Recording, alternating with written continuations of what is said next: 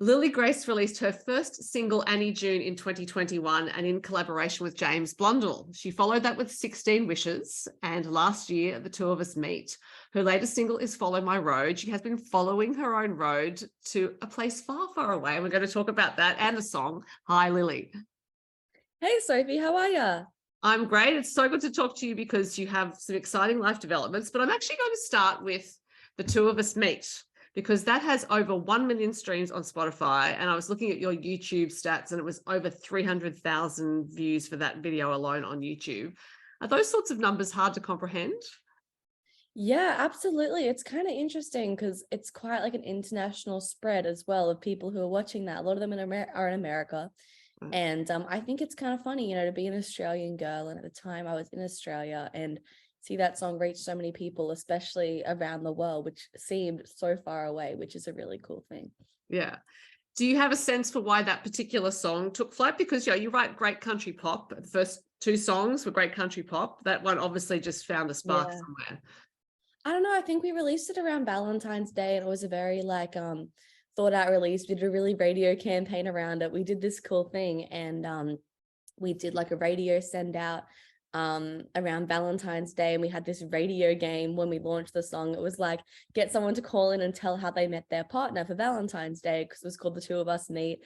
And I think it was more that I just hadn't released a song for a really long time, so there'd been a lot of things waiting on it. I'd been to America and I guess there was a lot of hype kind of waiting around that, but I'm really glad it did well. I love the song and I'm super proud of it. So I remember the first time I spoke to you, learning how much you write songs, which is fairly constantly. So I'm guessing for you to have a break between releases like that is a bit frustrating when you know you have all this material. yeah, it definitely was. It was a bit of a weird situation, really. We just hadn't released for a really long time. And I guess I kind of got caught up with school and everything. And I'm definitely working really hard to make sure that we can be consistent with our releases this year, and we've got some stuff banked up which I'm excited about, and a lot of songs that I'm really proud of that I guess I've been sitting on a lot of them for a really long time, which is now a good thing because they're ready to go, and I'm ready to share them with people. Yes, because the last time we spoke, you were at school and you were writing songs essentially as soon as you walked in the door from school. And given your output and the things you've done, it is hard to believe that you've only just left school. I presume you've left school now. I don't know. No, I'm still in high school. I'm just doing it online while I'm over here. Okay. And so since you have said over here, I will introduce it at this point. You are currently living in Nashville. Yeah. So what prompted the move, especially since you're still at school? Yeah, when I came to Nashville last year in June, we worked really hard to have a lot of meetings with, managers, publishers, promoters, publicists, all these people who I knew I wanted to kind of build a career here in the US. And we had a lot of meetings when I was here for that. And some of those eventuated into things. We kept the discussion going as I came back home to Australia. And I got offered a management deal over here, and it was a really exciting opportunity. So I've come over on that to keep working on that and work with the team I've got here, which is wonderful. They're all amazing people, and I'm really enjoying working with them and just, pushing music out, which is great. It is a huge decision though, because yes, still at school, presumably you haven't lived out of home before, and you've not only moved out of home, you've moved to another country. So did it feel exciting or like, oh, what am I doing? Is this the right thing? Yeah, definitely. I mean, I definitely kind of second guess it sometimes. And I'm like, it is a long way from home and everything. And all my friends that I know are back home living their senior year, doing their formals, having, senior jerseys, senior trips and everything. But at the same time, I know I made my choice and I absolutely love it. I am literally fully in love with everything all over again. Like just writing songs, twice a day. It's just amazing. And then going out and watching live music in the nighttime. And honestly, it couldn't be any better. I'm just having such a good time with it. Yeah, because there is a lot of live music in Nashville from what I've heard, because I haven't actually been, but it sounds like you can just walk down the street and any bar you walk into, there's going to be someone playing. So true. So true.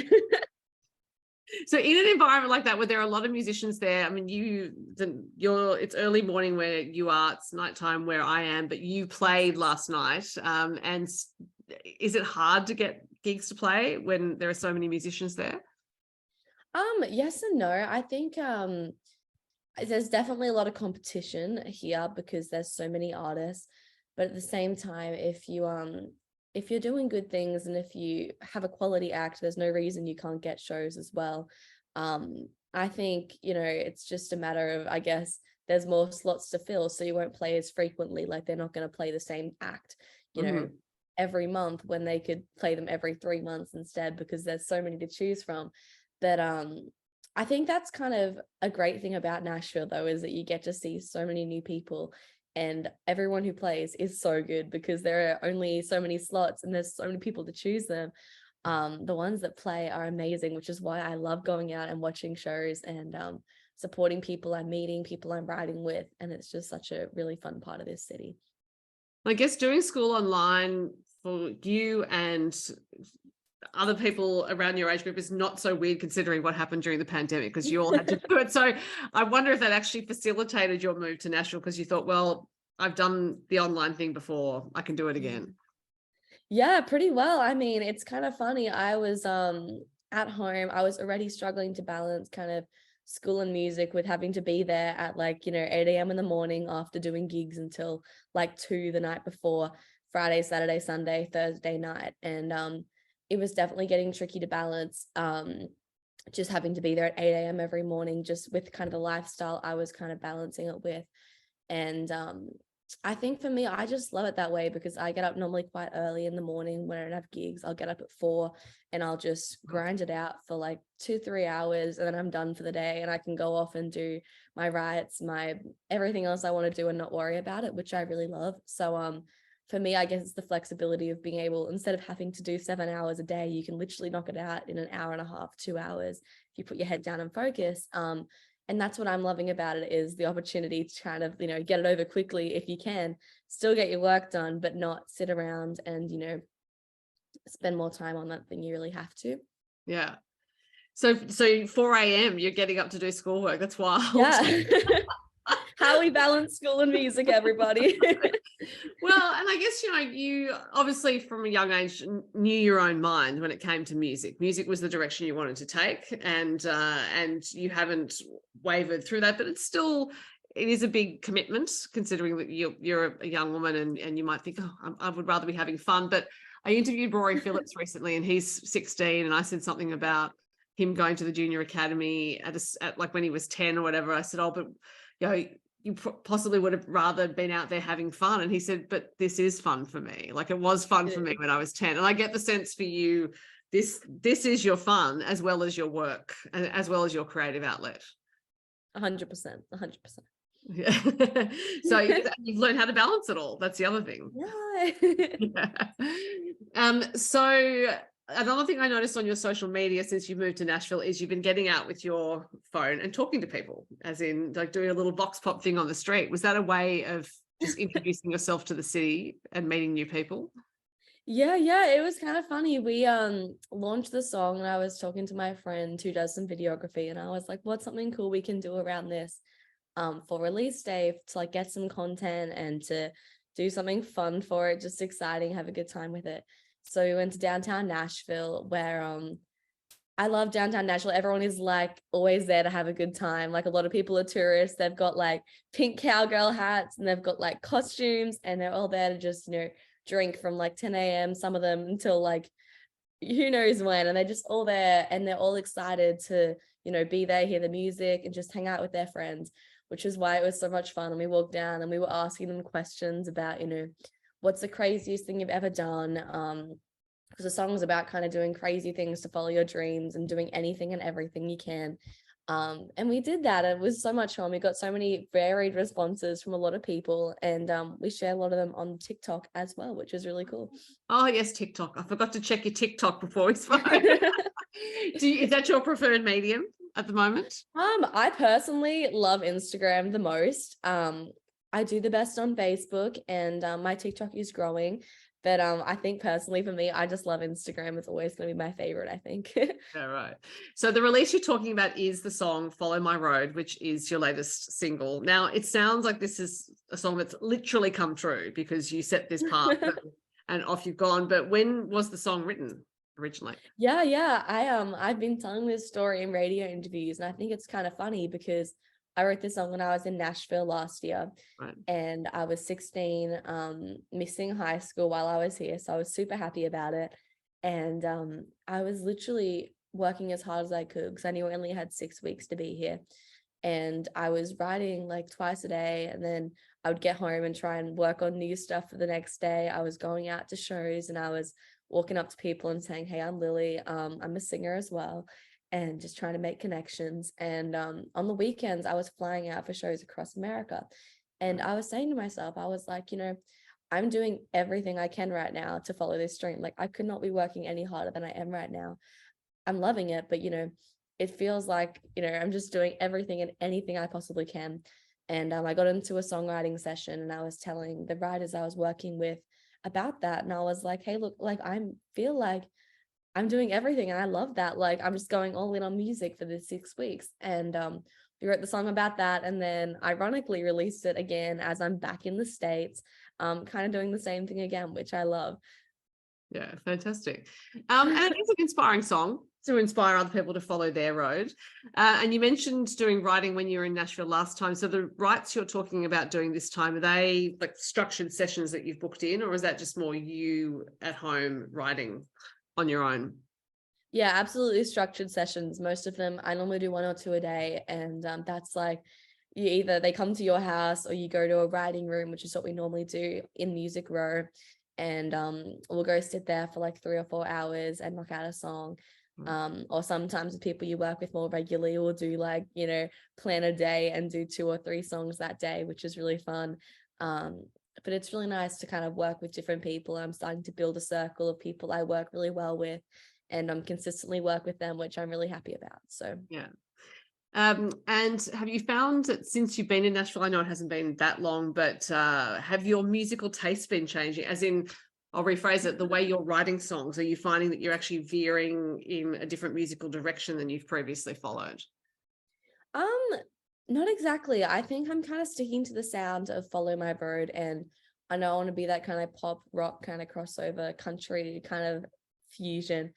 But one thing I would definitely say is that writing a lot like that, I've never really consistently had to be creative, like, being able to switch on and do that.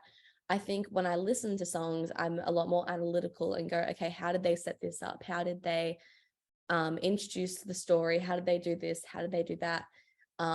More than anything, for just different ways of writing to freshen things up, because I guess when you're consistently working creatively over and over again, it can get a little bit repetitive sometimes. And I feel like I'm bringing in similar melodies and stuff. So I think more than anything, the way I'm listening to music is kind of shifting a little bit, as in analyzing how the melody changes, how the chords are composed, and how I could kind of bring that into my own writing. Do you find that takes you away from just the fun of being a listener, or is it so much part of who you are that, listening to music that closely, deconstructing songs, that it's all just fun? Sometimes, but I think you can always switch that off if you want to, and just can block it out and enjoy the song. But for me at the moment, I just think it's kind of a cool way to explore the music I love even more deeply, which is a cool thing. Yeah. So who are you listening to at the moment? Whose songs? Oh, I'm a big fan of a new artist called Dylan Marlowe, who's coming out of Nashville. He's wonderful. I'm loving what he's doing. A big fan of the new Kelsey Ballerini record, and always Keith Urban. Love his stuff. I listen back to his old catalog a lot, and up to what he's got today. I just love to hear how his music's progressed. I think it's really cool. Yeah.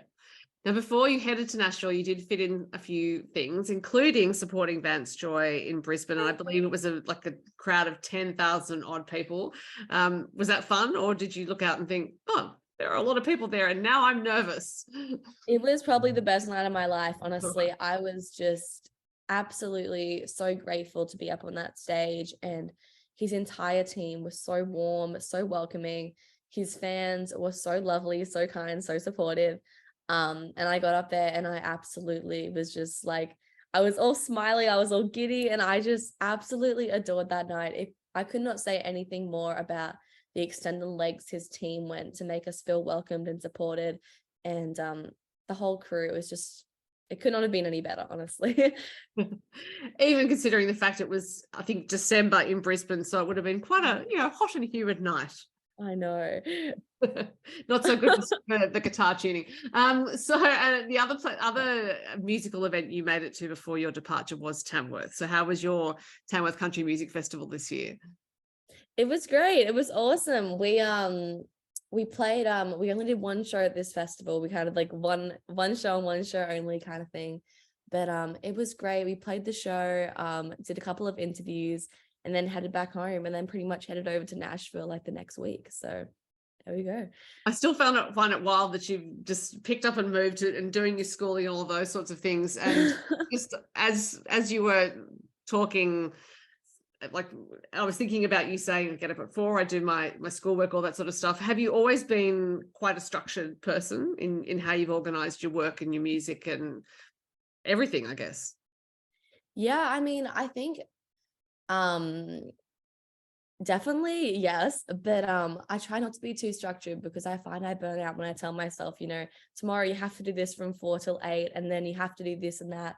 I think kind of the best way, like I always work, is like, one task at a time, and then I get motivated to keep doing that. Like, make your bed, then you get up, do this. Once you've done that, you feel good about yourself and continue doing that for the rest of the day. That's always been the best way for me.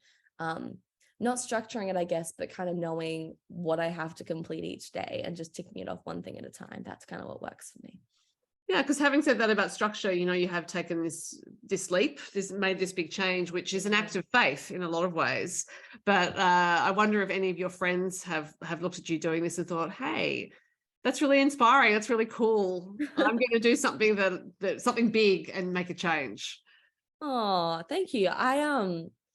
I really appreciate my friends. They've been super supportive. They've been there for me as I'm kind of transitioning and everything. And it's kind of funny though, because we're living really different lives at the moment. They are going to high school every day, and I'm kind of, doing my music thing over here. And I guess it's a lot less structured regime than I'm used to. I used to have to be at school from, 7 till 3 every day. And then here it's just, do your tasks, do your work as you please, which is really different, but it's definitely something cool and something to learn from 100%. Yeah, it is something that's brave, I think, to pursue a dream, to not only have a dream, we all have dreams, to put it into practice and actually take steps to do it is fantastic. And I don't like to harp on people's age necessarily, but I do like to acknowledge when you're young that you've done this, because it's a big deal. I reckon there are lots of people in middle age who are sitting around going, if only. Oh. And Lily, you're not going to have the if onlys anymore. Well, thank you, Sophie. No, I think it's great. Very, very cool. Now, so you said you have some songs banked to record, or have you done some recording? I've done some recording, and I've got a lot of them banked that will be recorded soon as well. So I'm just loving the new music that we're really working on. What I love about being here is that we get to work really closely with the session players, and the recording process is very different to what I was doing back home. Back home, I was just sending a vocal over and hoping for the best kind of thing. Mm-hmm. And giving calls and giving some notes of what kind of sounds I like, sending them little voice memos of kind of riffs I've come up with and stuff. But when I'm here, you get to be in the room with them, and you get to track it live and be like, and really build the song together, which is really awesome, because you get to be a big part of the creative process, and you really get what you want, because you can tell them if you're not liking something, which is great. And I think that's why I'm really happy about it. One reason we get to be a part of it as well. So I guess part of the trickiness of it, though, is there are so many producers and session musicians. Like, how do you pick which producer you're going to work with? Yeah, I've had the same producer since my first single, and I haven't changed. I love him more than anything. He's like become family to me. We Michael Flanders, and he's kind of made introductions to the session players we use as well. Mm-hmm. But I mean, if something's not broke, don't fix it. I love what he's doing, and I love the work him and his son Caleb do on my songs. So I'm super happy with them. Fantastic. Well, it sounds like you have put everything in place to pursue your dream and make it real, actually, because you're taking concrete steps to do it. So congratulations on the move. Congratulations on the single. Because I should also point out, The Two of Us Meet has large numbers against it, but your other singles are no slouches either. You have quite a lot of listeners on Spotify and on YouTube and other places. So congratulations. I look forward to hearing your new music. I won't suggest that anyone look at your website for your tour dates because you're not going to play in Australia for a while. People who are in Nashville should keep an eye out for you. Thanks for your time, Lily. Great to talk to you. Thank you again for having me.